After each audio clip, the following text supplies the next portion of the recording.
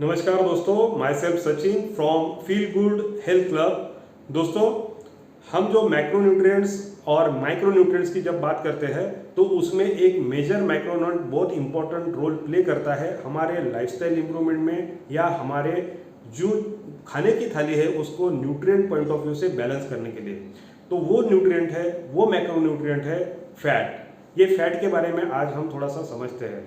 Fat कहने के बाद हमारे दिमाग में जनरली घी यही चीज़ आती है और ये घी खाना चाहिए करके हम घी खाना चालू कर देते हैं। मगर आज ये फैट को ही हम अच्छे तरीके से समझेंगे, इसके टाइप्स ऑफ फैट्स और इसका यूटिलाइजेशन हमें कैसे करना पड़ेगा ताकि हमारे खाने की थाली बैलेंस हो जाए और मैक्रोन्यूट्रिएंट को हम अच्छे तरीके से बैलेंस करें और उसके तरफ से जो भी अच्छे इनपुट और एक्सपेक्टेड आउटपुट हमें चाहिए वो कैसे हम हासिल कर सकते हैं इसके बारे में देखेंगे। तो दोस्तों, फैट ये जनरली दो कैटेगरी में उसको कैटेगराइज हम कर सकते हैं majorly. One is saturated fat and another is unsaturated fat. अब ये saturated fat generally room temperature पे सॉलिड कंडीशन पे रहते हैं और इनका मेल्टिंग पॉइंट हाई रहता है। एग्जाम्पल के तौर पे चीज़ है, बटर है, एग्स है, मीट है, कोकोनट ऑयल है, पाम ऑयल है। These are the examples of saturated fat. अब ये सबसे बड़ा मीथ है कि सैचुरेटेड फैट खाने के बाद हार्ट हेल्थ का प्रॉब्लम हो सकता है और कोलेस्ट्रॉल का प्रॉब्लम हो सकता है, इसलिए हमने इसको अवॉइड करना चाहिए। मगर साइंस ये कहता है कि मॉडरेट क्वांटिटी में हमने ये सैचुरेटेड फैट हमारे फूड के माध्यम से जरूर लेने चाहिए और इसलिए क्योंकि ये हमारे ओवरऑल हेल्थ के लिए काफ़ी अच्छे भी रहते हैं। सिर्फ हमें ध्यान में रखना है कि क्वांटिटी शुड बी कंट्रोल्ड। और एक ध्यान हमें रखना है फैट के बारे में, जब भी हम फैट का प्लानिंग करते हैं तो fat is calorie dense nutrient. ये कैलोरी डेंस न्यूट्रिएंट होने के कारण जब हम कैलोरी मैनेजमेंट में रहते हैं, वैसे तो हम हरदम कैलोरी मैनेजमेंट मोड में ही रहते हैं, तो ये कैलोरी मैनेजमेंट मोड में ये कैलोरी काउंटिंग बहुत इंपॉर्टेंट रोल प्ले करता है। इसलिए सिर्फ घी खाना अच्छा है या फैट खाना अच्छा है ये सोच के हमने फैट नहीं कंज्यूम करना चाहिए। तो गोइंग फर्दर, दूसरा जो टाइप है या कैटेगरी है that is called unsaturated fat. अब ये जो अनसैचुरेटेड फैट है, ये अनसैचुरेटेड फैट फर्दर दो कैटेगरी में हम डिवाइड कर सकते हैं। One is trans configuration fat and another is cis configuration fat. अब ये ट्रांस कॉन्फ़िगरेशन फैट भी अगेन दो कैटेगरी में हम डिवाइड कर सकते हैं। One is natural trans fat and another is artificial trans fat. अब ये जो आर्टिफिशियल ट्रांस फैट कैसे क्या तैयार होता है?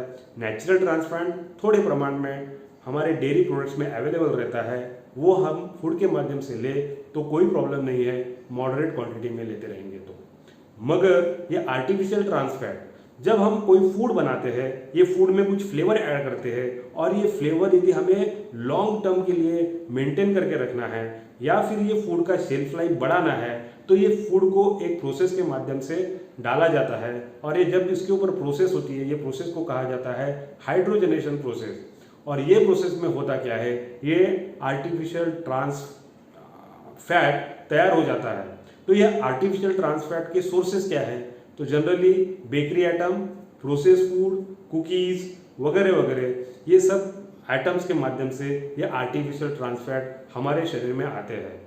तो इसे खाने चाहिए कि अवॉइड करने चाहिए? डेफिनेटली अवॉइड करने चाहिए, क्योंकि जब ये हमारे शरीर में आते हैं तो हमारी कार्डियोवास्कुलर हेल्थ के लिए ये अच्छे नहीं होते हैं।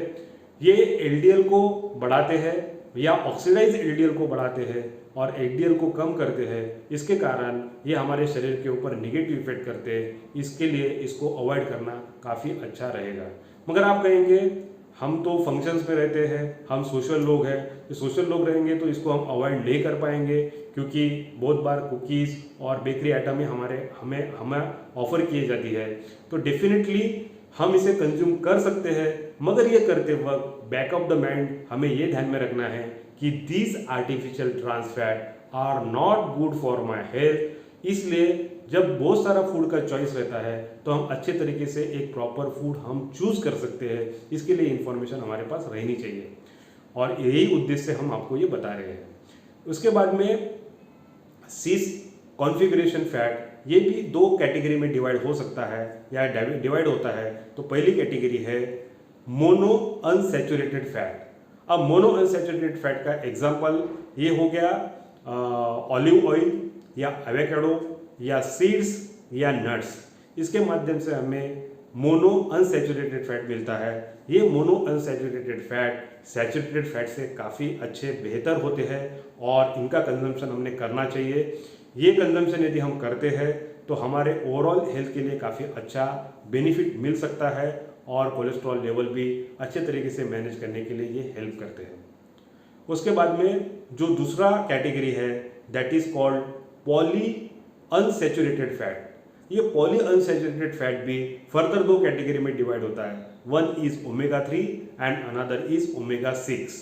अब ये ओमेगा 3 और ओमेगा 6 के बारे में हमने बहुत सुना रहता है, मगर ये ओमेगा 3 और ओमेगा 6 फैट्स को ये आप जान लो इसे इसेंशियल फैट कहा जाता है। ये इसको इसेंशियल फैट क्यों कहा जाता है? हमारा शरीर ये एक इंडस्ट्री जैसा काम करता है। ये इंडस्ट्री में बहुत सारे प्रोडक्शन होते रहते हैं, तो ये इंडस्ट्री में ये शरीर फैट भी बना सकता है, मगर ये ओमेगा 3 एंड ओमेगा 6 यानी पॉली अनसैचुरेटेड फैट ये शरीर नहीं बना सकता। और ये फैट हमारे शरीर के लिए काफ़ी अच्छे, साइंस ये कहता है कि काफ़ी अच्छे तरीके से मदद करते हैं हमारे ओवरऑल हेल्थ के लिए, ब्रेन हेल्थ के लिए, कार्डियोवास्कुलर हेल्थ के लिए। तो फिर ये शरीर नहीं बनाता तो हमें इंटेंशनली ये फूड के माध्यम से हमें लेने पड़ेंगे। ये फूड के माध्यम से यदि हम लेंगे तो हमें काफ़ी अच्छे तरीके से बेनिफिट्स मिल सकते हैं। मगर यहाँ पे एक छोटा सा प्रॉब्लम है, ओमेगा 6 जो है ये प्रो इन्फ्लेमेटरी है और ओमेगा 3 जो है ये एंटी इन्फ्लेमेटरी है। तो फिर हमने ओमेगा 6 अवॉइड करना चाहिए क्या? बिल्कुल नहीं। ओमेगा 6 भी हमें लेना है, ओमेगा 3 भी लेना है, मगर इनका ये जो नेचर है इसके कारण इनका एक साइंस ये कहता है कि इनका एक प्रॉपर रेशियो मेंटेन करके आपने इसको अपने डाइट में इंक्लूड करना चाहिए। जैसे कि 4:1 रेशियो या उससे कम रेशियो आपने मेंटेन करना चाहिए। तो यदि हम ये रेशियो मेंटेन करेंगे तो ओमेगा 3 और ओमेगा 6 की तरफ से जो भी हमें एक्सपेक्टेशन है वो अच्छे तरीके से मिलेंगे। अब ओमेगा 3 के सोर्सेस फ्लैक्स है, ये भी हमें पता है, वॉलनट है, ये भी पता है, और ओमेगा 6 के भी बहुत सारे सोर्सेस है, होल ग्रेन है, और जितने भी अभी तक हमने बात किए उसमें से भी ओमेगा 6 थोड़े थोड़े प्रमाण में हमें मिलते रहता है। तो दोस्तों ओमेगा 6 एंड ओमेगा 3 इसका रेशियो यदि हम मेंटेन करेंगे तो डेफिनेटली ये भी हम अच्छे तरीके से कंज्यूम कर सकते हैं और हमारे शरीर के लिए ये जरूरी रहता है। तो ये हो गया थोड़ा फैट के बारे में। फैट को डाइवर्सिफाई करना बहुत ज़रूरी है। हमारे शरीर में फैट तीनों चारों माध्यम से आने चाहिए, मॉडरेट क्वांटिटी में आने चाहिए और उसका यूटिलाइजेशन हम अच्छे तरीके से हमने करना चाहिए। यही इंटेंशन से हमने वीडियो बनाया। ये वीडियो यदि आपको सही लगता है, अच्छा लगता है और किसी के लिए हेल्पफुल साबित हो सकता है ऐसे लगता है तो इसे ज़रूर शेयर करिए। और ऐसी इन्फॉर्मेशन आप यदि हमसे चाहते हो, अलग अलग इन्फॉर्मेशन, क्योंकि अलग अलग वीडियो के माध्यम से हम जैसे कि ट्रांस फैट, पैकेजिंग इंडस्ट्री में पैकेज फूड के ऊपर ट्रांस फैट 0 लिखा रहता है, मगर दैट इज़ अ मिथ। वो कैसे, इसके लिए भी हम अलग वीडियो से आपकी तरफ आएंगे। तो ऐसी इन्फॉर्मेशन यदि आप चाहते हो तो हमारे ये चैनल को सब्सक्राइब करो और लाइक करो और शेयर करो। धन्यवाद। Sachin from feel good health club.